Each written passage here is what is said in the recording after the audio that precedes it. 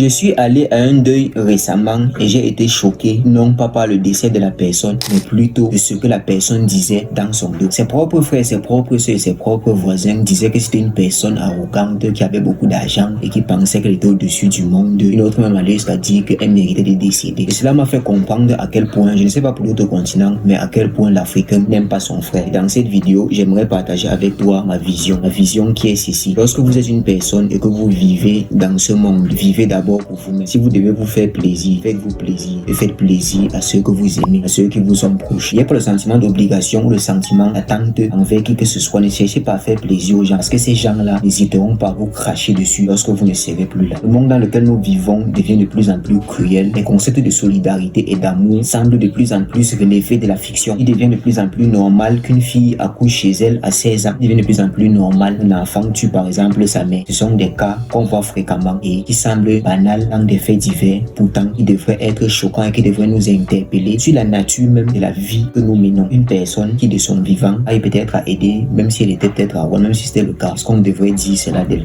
L'Afrique est une terre qui a subi tellement d'épreuves. Je ne sais pas si dans le monde il y en a qui ont subi autant d'épreuves que nous. Tout le monde s'est assis chez nous.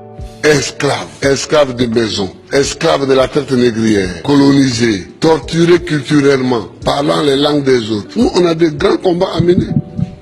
Et les grands combats que nous avons à mener, c'est pas pour se venger des gens, c'est pour au moins être homme aussi, comme les autres. Dans le monde où nous vivons, certaines personnes vivent pour faire plaisir aux gens. Ils s'habillent en fonction des autres. Ils font un travail peut-être parce qu'il faut faire plaisir à tel ou d'autres restent même à la maison parce qu'il faut faire plaisir au mari. Et puis le jour où ils ne sont plus là, ou bien même lorsque vous êtes là, on commence à se moquer de vous, que vous êtes resté à la maison, vous êtes une paresseuse, etc. Faites ce qui vous plaît tant que vous êtes vivant, tant que c'est légal, tant que vous estimez que ça vous sied le mieux. Le deuxième point, c'est aussi que vous ne devez faire confiance à personne parce que on place souvent sa confiance en des gens et après on est déçu. On donne souvent trop dans des relations et après on est dessus. Vous êtes avec une personne, vous lui laissez les clés de votre maison, vous lui faites confiance parce que vous savez qu'elle ne peut pas rester dévaliser la maison. Mais cette même personne qui vient tout porter et laisser rien que des choses inutiles. Par exemple, elle porte la télé, elle laisse la facture. Des choses ironiques de ce genre mais pourtant choquantes. Donc, vous devez avoir confiance d'abord en vous-même et peut-être en un cercle proche de personnes. Mais lorsque vous comprenez que vous êtes seul et que la plupart des choses que vous allez faire, c'est d'abord pour vous et peut-être pour vos enfants, eh bien, vous serez moins enclin à faire certaines choses. N'ayez pas peur des préjugés ou de ce que les gens vont dire de vous. Ce qu'ils vont dire de vous n'enlève en rien ce qu'il y a sur vous. Ça ne change en rien votre couleur de peau, la couleur des vêtements que vous portez. Faites ce que vous avez à faire quand vous avez le sentiment de le faire. Et la gratitude quand quelqu'un vous fait du bien. Et ne rendez pas service aux gens